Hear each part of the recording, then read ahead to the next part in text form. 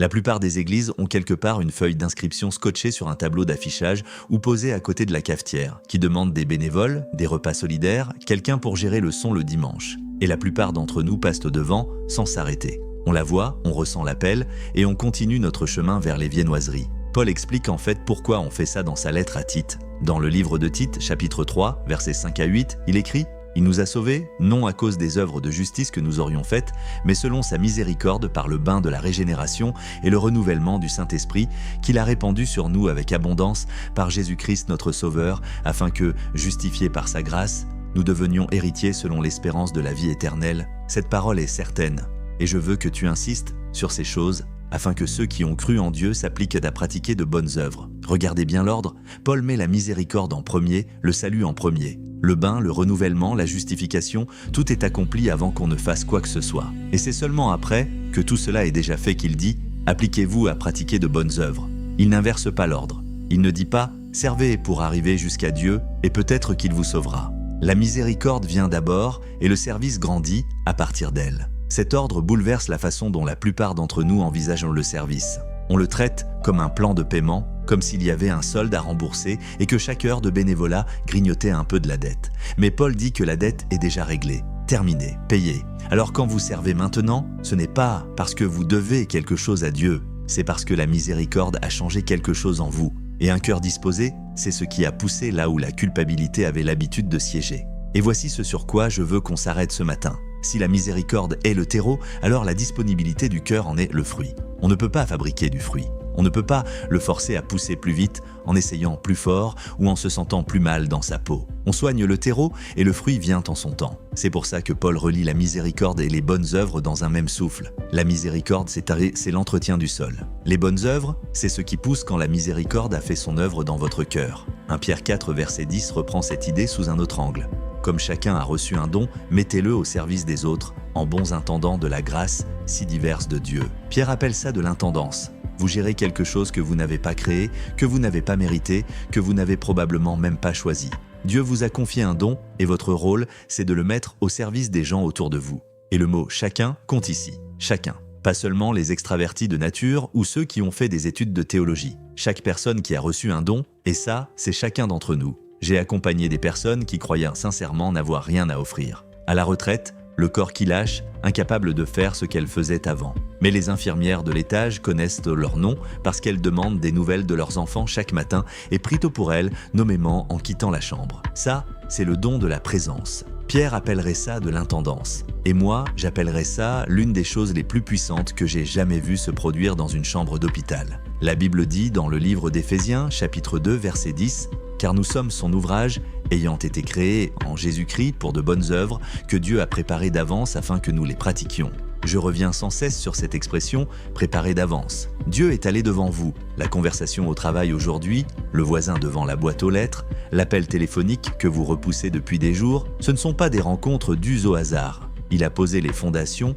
avant même que votre réveil ne sonne ce matin. Vous n'avez pas besoin de créer une occasion de servir. Vous avez juste besoin d'entrer dans celle qui est déjà là.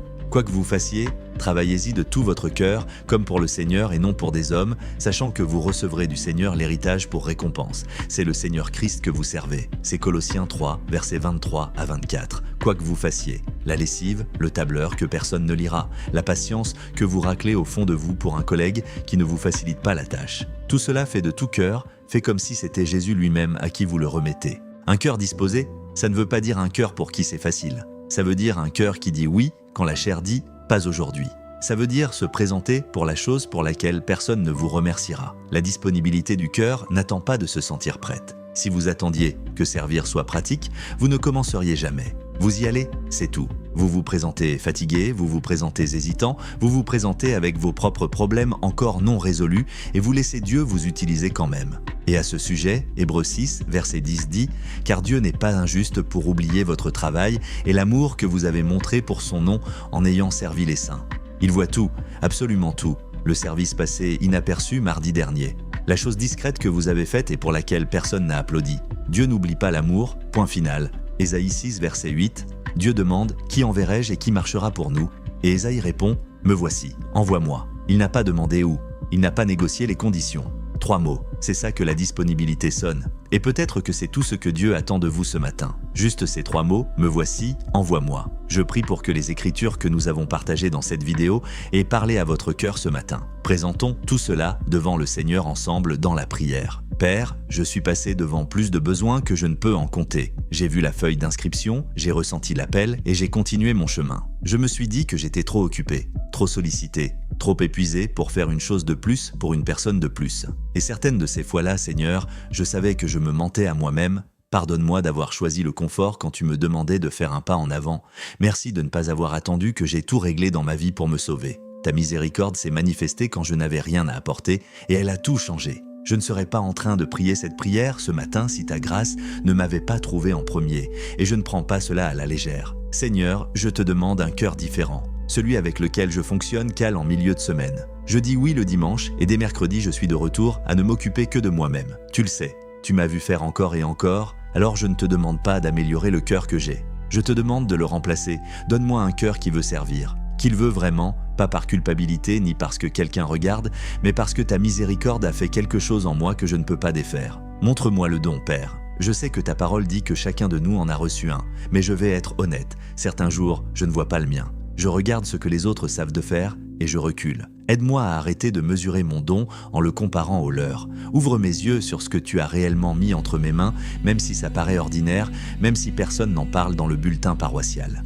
Je prie pour les moments précis d'aujourd'hui. Ta parole dit que tu as préparé d'avance des bonnes œuvres pour que j'y marche et je ne veux pas les manquer. Je suis tellement pris par mon propre emploi du temps, ma propre liste de choses à faire, mes propres plans, que je passe juste à côté de ce que tu as mis en place. Ralentis-moi aujourd'hui.